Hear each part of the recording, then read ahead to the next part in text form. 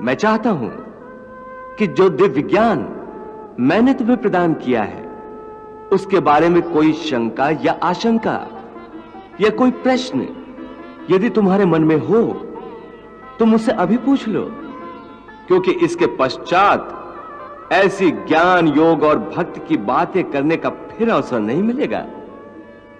इसलिए कुछ पूछना है तो अभी पूछ लो।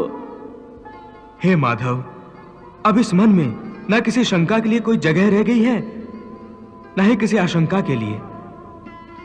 अब तो पूर्ण श्रद्धा और पूर्ण भक्ति से मेरा मन एक लहराते सागर की भांति आनंद से उमड़ रहा है।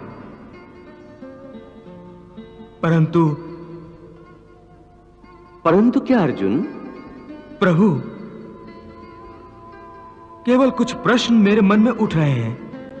तो इसमें संकोच की क्या बात है? जो भी पूछना है पूछो।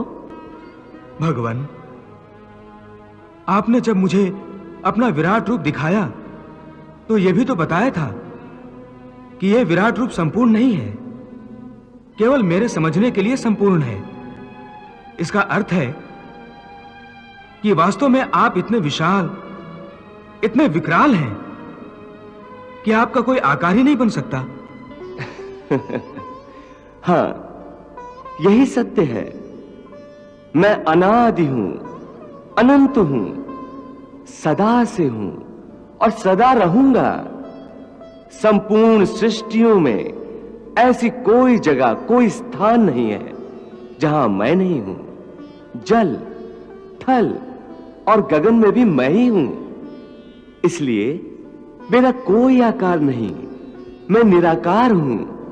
फिर आपने यह भी तो कहा था कि हाथी में भी आप हैं, गाय में भी आप हैं, चींटी में भी आप हैं। हां, यह भी सत्य है। तो फिर इस तरह तो आप साकार भी हैं। हां, जैसे इस समय मैं तुम्हारे सामने मानव अवतार में खड़ा हूं, यह भी मेरा साकार रूप है। इसके अतिरिक्त मेरे जो अवतार हुए हैं वो भी मैंने तुम्हें दिखाए हैं। ये सब आकार ही हैं, परंतु मेरा सच्चा और सबसे विशाल रूप निराकार है।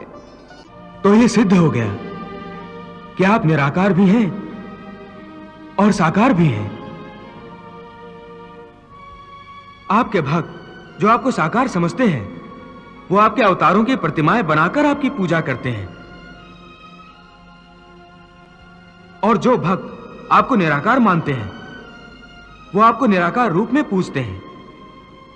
इनमें से कौन सही है? वो जो आपकी प्रतिमाओं और मूर्तियों की पूजा करते हैं, या वो भक्त जो आपके निराकार रूप को पूजते हैं? हे अर्जुन, गलत कोई भी नहीं है। मेरे भक्त को मेरा रूप चराचर किसी वस्तु में भी दिखाई देता है तो वो मन में मेरा ही ध्यान करके उसे पूजता है। मेरे रूप या अवतारों की मूर्तियां बनाकर भी पूजा की जाती है। जिन्हें इन मूर्तियों में मेरा विशाल रूप दिखाई नहीं देता वो मेरे अनादि और अनंत निराकार रूप की पूजा करते हैं। दोनों तरह के भक्त भक्ति के रास्ते पर चलते चलते मेरे परम धाम की ओर बढ़ते हैं।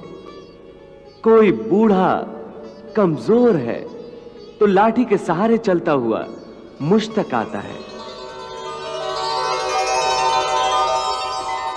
कोई बगैर लाठी का सहारा लिए आता है।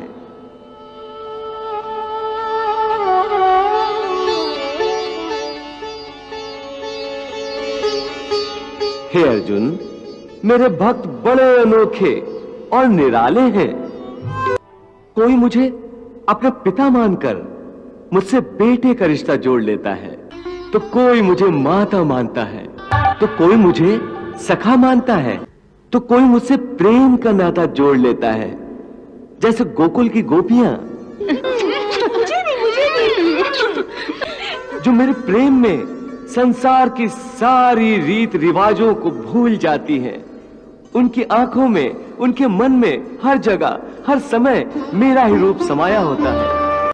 कई सिद्ध साधु मुझसे प्रेम करने के लिए गोपियों के रूप में बार बार जन्म लेते हैं। मैं सब भक्तों को उनकी भक्ति का बदला उनके मन चाहे रूप में देता हूं।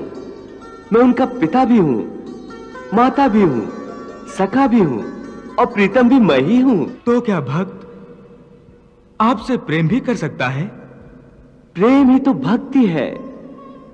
जिसके मन में प्रेम ना हो वो मेरा भक्त कैसे हो सकता है?